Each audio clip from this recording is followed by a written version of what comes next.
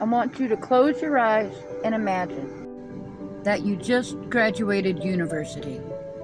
Your entire life is in front of you.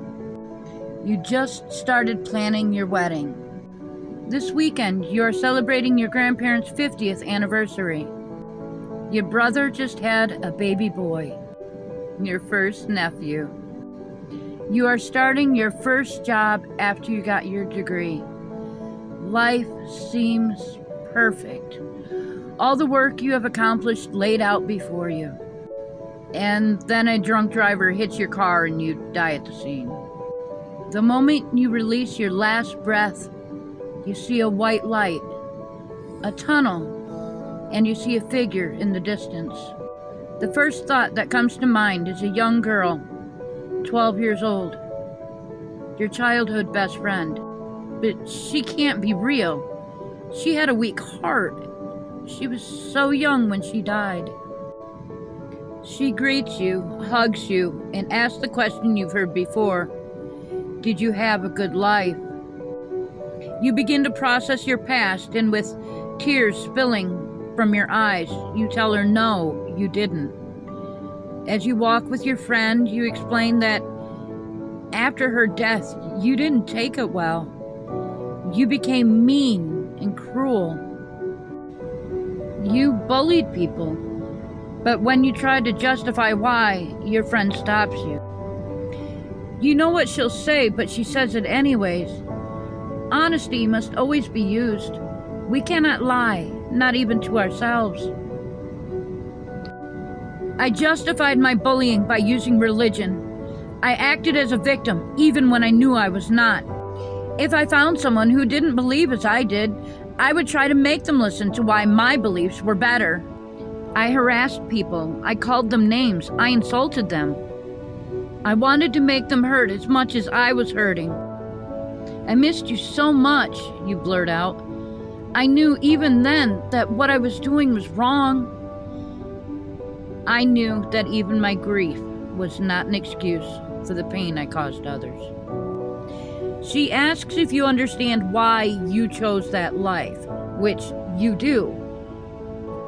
You knew that getting involved in a cult, no matter how big it was or how recognized it was, no matter what they chose to call it, even calling it religion, that to act that way was wrong. You knew before you chose that life what pain you would cause, but you also knew you had to experience that life to deepen your own compassion for those who acted that way. You had to understand the depth of human emotions when caught up in religion. That when we are in a body, we are ruled by emotions, and that humanity does use fear to try to control others, no matter how wrong that objectively is. She asks if you're ready to choose your next life, and you decide to wait. You need to process this life. When you become a soul, you become objective again. You must process your actions in this last life to determine what type of lesson you must learn moving forward. While you know that this is just the process, moving from life to life until your soul has enough experience to move on to the next world, it can take time, especially as your life was complicated. While a soul must be renewed, recycled, or reborn, you also know that every soul cannot take too long to process a lifetime. The reason we don't believe in hell is because we believe in reincarnation. Our objective selves will judge our souls. If we have too many bad lives, our souls will need to be purified before we can be reborn. In terms of some religions, this could be considered hell, as we are purified through fire till all of our evil is purged from our soul. But neither torture nor punishment is the point. This is meant solely to purify one's soul. We believe that if we do too much evil as we pass from lifetime to lifetime, it can add up. If it adds up too much, our next life, we could end up as a sequential unaliver. If you commit too much evil within a single lifetime, you are risking the destruction of your immortal soul. We believe in gods and angels and fae and magic. And we believe in science and philosophy and evolution and archaeology.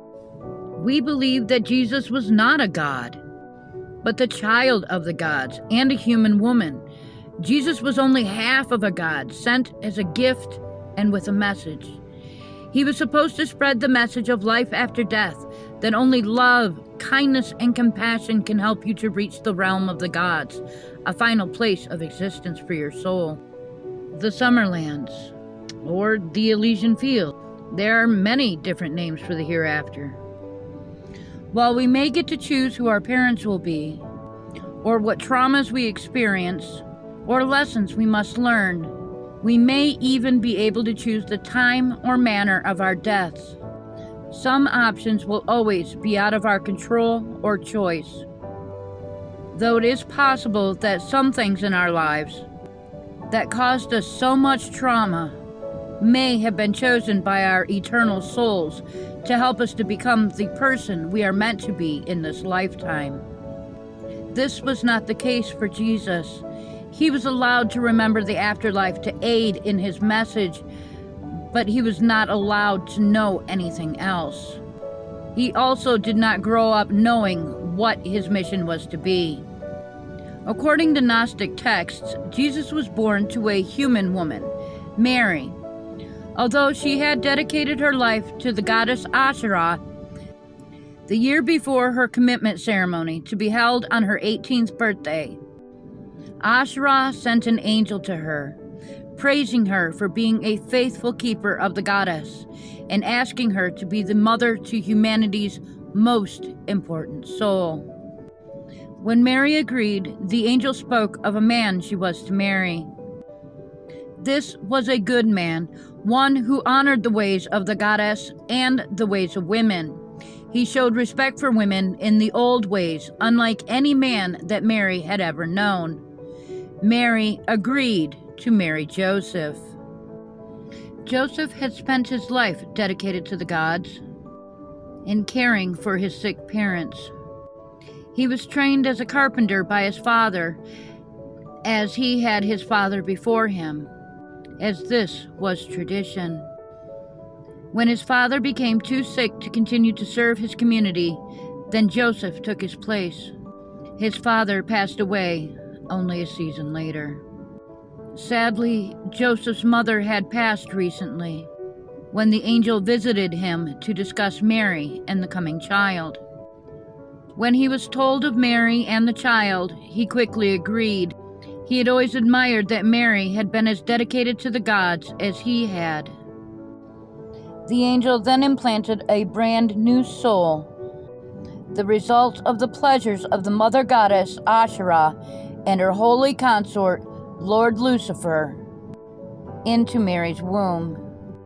The angel then caused two of Mary's eggs to join to create a human body for this precious, one-of-a-kind soul, born in a female body. But Mary knew that Jesus would identify as a boy, as the angel had told her. Mary hid Jesus away until he discovered who he was. At the age of 25, it was revealed to him what he was meant to do. He then spent the next 5 years studying different religious texts, so he knew the religions of the people he would be spreading his message to.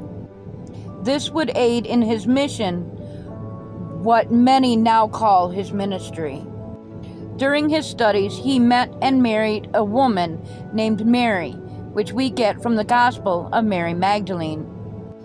From the moment he met her, he loved Mary deeply and everlasting, though she was not to be his only love in the darkness. When Jesus had finished his studies, he met with his cousin, John the Baptist. He spoke with John and became baptized. It was at that moment that his true life's mission was revealed to him in whole. The instant the baptism was complete, he remembered everything about the afterlife, the realm of spirits, and the hereafter. Jesus met many friends along the way, including a man named John. John was younger, filled with an innocence that Jesus came to treasure. John became especially important to Jesus, second only to his wife Mary. He enjoyed intimacy with both John and Mary, but refused to even consider anyone else. He loved them both very dearly. John, the disciple Jesus loved, went on to write the Gospel of John, which then was later turned into the Book of John, which then even later translations of that book became part of a larger book and part of a religion honoring the evil creator God. John also wrote the book of Revelation, where he left a secret message in Greek, that the body of Jesus was that of a female human. Though he identified as a man, he was born into a female body. Jesus wandered with a group of men all over the countryside, spreading his message of light and love for 3 short years. He enjoyed the hospitality of his followers and enjoyed the physical intimacy of those closest to him. Knowing that physical intimacy is a gift from the gods, there is no shame in physical love, no matter who you love or in loving more than one. Jesus, along with Mary Magdalene and John the disciple, honored the gods together often. As Jesus had a divine soul, he was not truly like us. He had certain gifts that humanity just isn't capable of. The gift he used most, however, was his gift of healing. While his mission was to heal the world, his life was cut short before he was able to accomplish it. In his short time on this earth, he did use his gifts often, especially in the service of those who were in need, healing the blind and lame, feeding the many, and even turning water into wine. His only desire was to bring love and kindness into a cruel, compassionless world. We believe that Jesus was unalived to stop the spread of his message. He was not meant to be a sacrifice, but his story was cut short, then stolen. The only child of the mother goddess Asherah was brought home to her too soon. He was put through more pain than most humans simply to punish him for speaking out against the evil creator God. And then his life's mission was cut short, along with his own life, for the crime of telling people that love is the way, not hate. We believe the followers of the evil creator God changed his words, stole his life, and even distorted his message. They call him the ultimate sacrifice. They commit evil in his name, proclaim that they committed violence because of their beliefs. This is how a simple man with a simple message gets turned into an icon for hate. Our Jesus is not the Christian one, as you can see. Our beliefs are very different, as is the life of our Jesus. While we may use some scriptures from the Bible, we also use a wide variety of religious texts and historical documents to try to piece together as much of his life as we can, the life we believe he had. He wasn't a sacrifice. His unaliving was planned, conspired, and cut his message short. He didn't fight it because he wouldn't risk his friends and family.